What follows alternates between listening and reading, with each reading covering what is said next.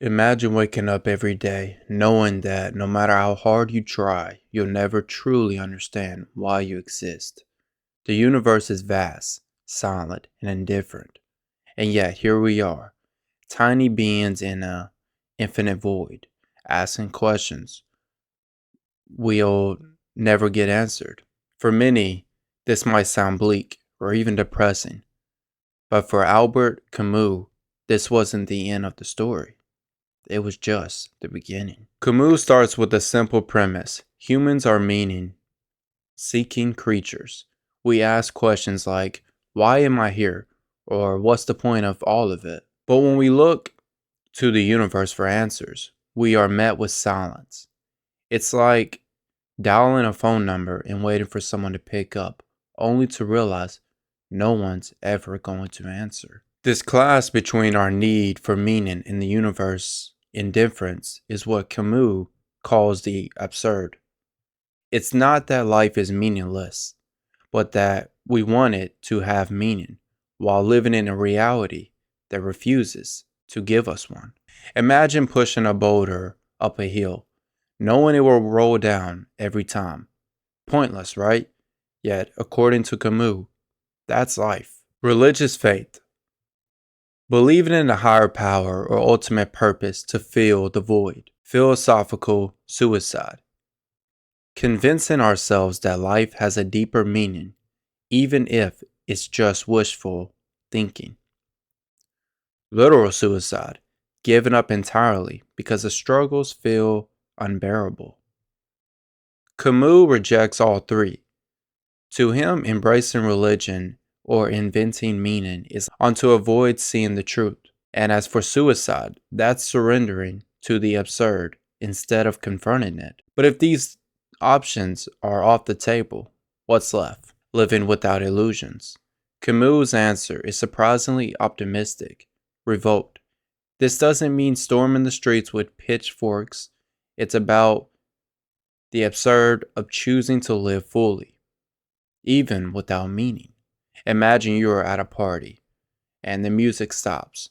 Do you leave because the fun's over, or do you stay, dancing in silence? Camus says we should keep dancing. Life may not have inherent meaning, but that doesn't mean it can't be beautiful or worthwhile. In Camus' interpretation of the Greek myth of Sisyphus. Remember the guy endlessly pushing the boulder? Camus says we should imagine him happy. Why?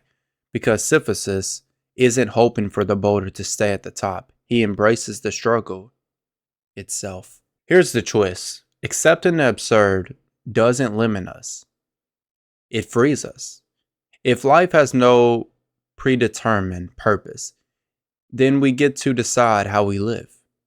You are not bound by some cosmic script. You are the author of your own story. Want to paint, travel, love, or write bad poetry? Go for it. The absurd might strip away ultimate meaning, but it gives you the freedom to create your own. At this point, you might be thinking, isn't this just fancy nihilism? Not quite. Nihilism says nothing matters, so why bother? Absurdism, on the other hand, says nothing matters, so what's stopping you? For Camus, the lack of meaning isn't a reason to despair. It's an invitation to live courageously, to find joy in the little things. Embrace the present. Stop waiting for life to give you answers. Instead, focus on experiences that bring you joy and fulfillment right now. Find your passion, whether it's art, relationship, or nature. Throw yourself into what makes you feel alive. Life's weird, random, and sometimes cruel, but it's also full of funny moments. Lean into them.